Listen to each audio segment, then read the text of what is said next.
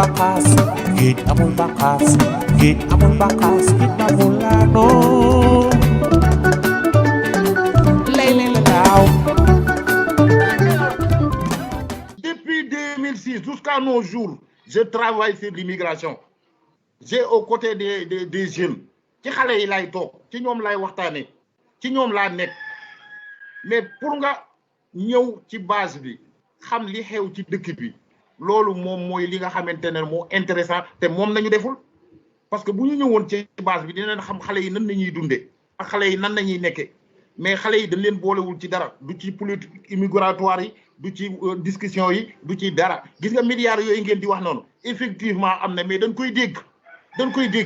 parce que imagine-toi une association comme l'association des jeunes repatriés de Thiaroye-sur-Mer il y avait 343 membres au début ñu jëlee leen Espagne andi leen fii ba bisab tey bii may wax ni du kenn ku ci lekk 1 franc te tey boo xoolee Sénégal ni nga xamante ne moom la ñuy dundee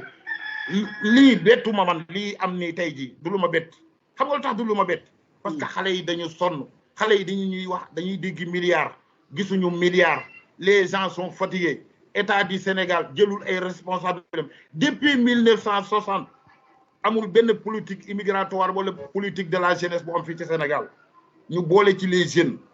tey boo xoolee xale yi sont fatigués parce que li waral ne xale yi dañu fatigué mooy dund gii ñuy dund parce que manque d'emploi dafa am te ku ne xam na ne ci booru géej gi comme ay Thiaroye-sur-Mer Kayar Yaraax ñoom ñëpp géej nañ daan dundee bu jëkkoon da nga daan dem 5 kilomètres nga jàpp jën tey jii munut dañuy daw 30 kilomètres du ñu gis jën ba pare des ci ndox mi à cause de quoi les bateaux de pêche mënuñu concurrencer ak ñoom coono boobu jàppuñu amatuñu lu ñu dundale suñu jaboot tey moment bii muy wax repos biologique bi ñuy wax mu yàq suñu géej gi boole ka contrat union européenne yi comprendre nga tey jii boo xoolee libu yi amatuñu lu ñu lekk gis nga gaal yi di dem île du Canaries mooy gaal yi nga xamante ne mooy filaté ñoo daan napp jën wi mu waxtu wii may wax ak yow waruma ko woon sax annoncé lu mat 5 pirogues ñu ngi dem île du Canaries au moment que je vous parle ak yéen 5 pirogues ñu ngi ci yoon wi jëm île du Canaries kon affaire bi du def recul dafay avancer parce que dañu sonn on est fatigué on nous parle des milliards tey jii on a fait toutes les formations du monde bu ñu wax ne amuñu formation ñun am nañ ay intellectuels yoo xam ne ñu ngi ci biir association bi jógee université Cheikh Anta Diop barka Dombe Ndiaye laa leen yóbbu centre de bopp ñu daal di dem jàngi lan nañ jàngi plombier électricité yokk seen xam-xam mais bu fekkente ne on fait le partage duñu ci boole tey xale yi dañoo fatigué xale yi ñu ngi dee xale yi ñu ngi dof xale yi ñu ngi leen di jàpp ci budul géej gi ñu ngi leen di jàpp ci yoonu Libye bi di leen jaay comme des esclaves depuis 2006 jusqu'à nos jours tey jii mënuñu taxaw daal di def benn projet boo xamante ne ni xale yi dañ ci am maanaam dañ ci gis seen bopp état dafa war a jël ay responsabilités am jàppale xale yi parce que les gens sont fatigués xale yi dañu sonn pour nga xam ne xale yi dañu sonn il fallait que nga ñëw à la base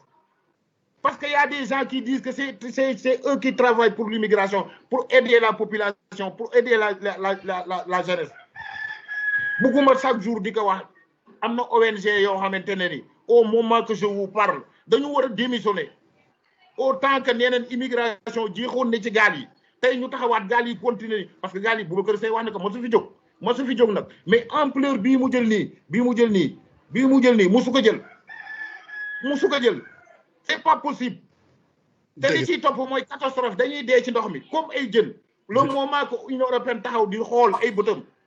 état africain yi di xool ak seeni bët comme ni ko Boubacar Seye waxee doo gis kenn mu wax ci mais bu ne teg nañ financement des milliards pour refouler xale yi l'état du Sénégal moom mooy dem signé ji accord boobu waaye kon ñun fu ñu jëm ñun. ça va dëgg la jëm Moustapha dëgg la. akuñu lu dul seeni teraanga téereel yaay téereel baay téereel seeni réew ubbili buntu yi waaw xale yi sakkuñu lu dul seeni teraanga téereel yaay téereel baay téereel seeni réew dem ba bu jaree dugg ci pax dem tekki seeni cax dem wekki seeni nax